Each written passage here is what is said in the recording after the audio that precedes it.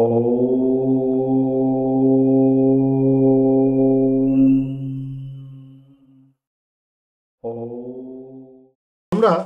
খুব ক্রুশিয়াল একটা পিরিয়ডের মধ্যে দিয়ে যাচ্ছি। প্রত্যেকেই জানি যে চারিদিকে কি চলছে আর কি হচ্ছে। তা এর মধ্যেই নানা গ্রহ কিন্তু এই 2025-এ ট্রানজিট করেছে।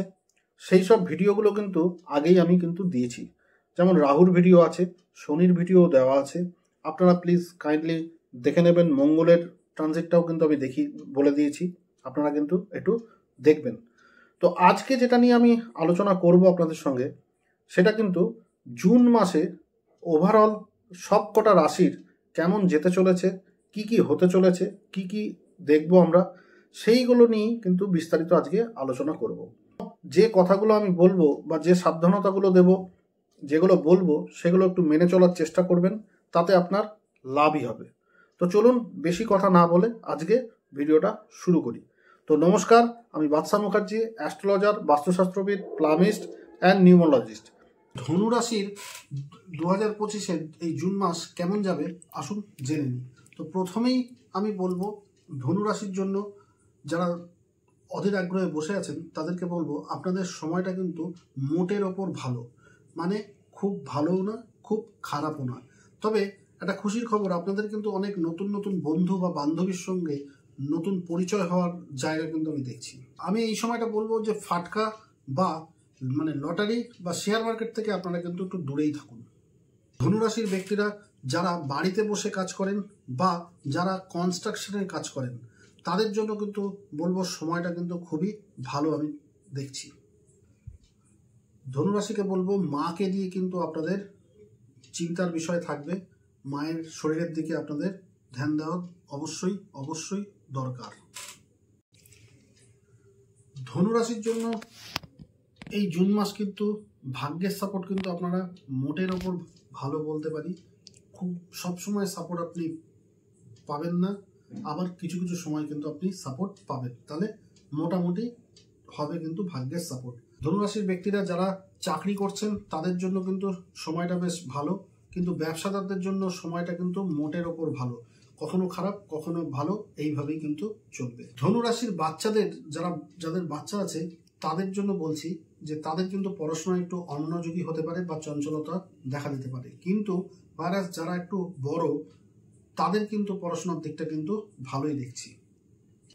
এখানে আরেকটু বলে দিই, সেটা হচ্ছে যাদের মেয়ে আছে, মেয়ে সন্তান, তাদের কিন্তু একটু শারীরিক সমস্যা কিন্তু দেখা দিতে পারে। তো বাচ্চাদের দিকে আপনারা অবশ্যই অবশ্যই করে খেয়াল রাখবেন। ধনুরাশির লাভ বার্ডদের বলছি, তাদের জন্য কিন্তু সময়টা মোটের ওপর ভালো, খুব ভালোও না খুব খারাপও না।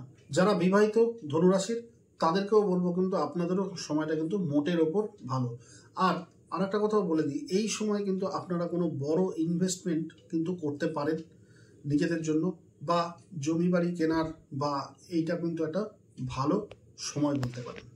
আমি বললাম আপনারা জমি বাড়ি গাড়ি কিনতে পারেন, গাড়ি কিনবেন খুব ভালো কথা, কিন্তু গাড়ি কিন্তু আপনাদের সাবধানে চালাতে হবে, নইলে কিন্তু রোডে কিন্তু অ্যাক্সিডেন্টের দিকটাও কিন্তু আমি দেখছি। ধনুরাশির যারা জল, দুধ, দুগ্ধ জাতীয় জিনিস বা মিষ্টির দোকান, যাদের এই ধরনের ব্যবসা আছে, তাদেরকে বলবো তারা কিন্তু একটু সাবধান, কারণ তাদের ব্যবসার কিন্তু মাঝে মাঝে ওঠাপড়া হতে পারে, বা অনেক সময় কর্মচারীদের সঙ্গে নানাবিধ তর্কাতর্কি বা খারাপের দিকে কিন্তু যেতে পারে। আপনাদের দোকানে কিন্তু আগুন লাগা বা চুরি হওয়ারও কিন্তু একটা সম্ভাবনা রয়েছে, আপনারা সাবধান, কেয়ারফুল। ধনুরাশিকে আমি বলবো যে আপনারা যারা মেডিটেশন করেন তারা তো খুবই ভালো, যারা মেডিটেশন করছেন না বা করেন না সময়ের অভাবে, তাদেরকে আমি বলবো আপনারা কিন্তু মেডিটেশন করুন। এই সময়টা কিন্তু মেডিটেশন করার একটা খুব ভালো সময়, এবং এই মেডিটেশনের ফলে আপনাদের কিন্তু সময়টাও অনেক ভালো এনজয় করতে পারবেন। ধনুরাশির শরীরের দিকটা বলবো আমি মোটামুটি মোটের ওপর ভালো, আপনারা কিন্তু শরীরের দিকে নজর দিন। এবার জন্য বলবো যারা বিদেশে থাকেন বা এদেশে থেকে বিদেশের সঙ্গে ব্যবসা করেন, তাদের জন্য কিন্তু এই সময়টা একেবারেই অনুকূল নয়।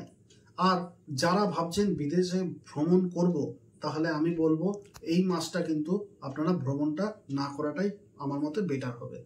তাহলে আমার মনে হয় ধনুরাশিকে নিয়ে যা যা বলার তা কিন্তু আমি বললাম।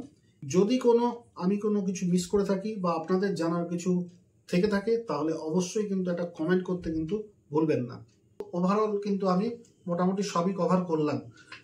তাও যদি কিছু আপনাদের জানার থাকে বা আমি যদি কোনো কিছু মিস করে থাকি তাহলে কিন্তু অবশ্যই আপনারা কমেন্ট করে আমাকে মনে করাবেন এবং আমি কিন্তু যথাসাধ্য চেষ্টা করব যে আপনাদের অ্যান্সার দেওয়ার। তবে যদি আপনাদের আমার এই প্রচেষ্টাটা ভালো লাগে তাহলে একটা লাইক দিতে কিন্তু ভুলবেন না, শেয়ার করতে ভুলবেন না। শেয়ার করে সবাইকে জানান, তাহলে তাদেরও একটু সুবিধা হয়। আর যারা নতুন দেখছেন তাদেরকে বলবো প্লিজ সাবস্ক্রাইব করে বেল নোটিফিকেশনটাকে অবশ্যই অন করে দেবেন, যাতে সবার আগে আমার ভিডিও আপনার কাছে পৌঁছে যায়। তাহলে আজকের জন্য এখানেই ইতি। নমস্কার, ভালো থাকবেন, সুস্থ থাকবেন।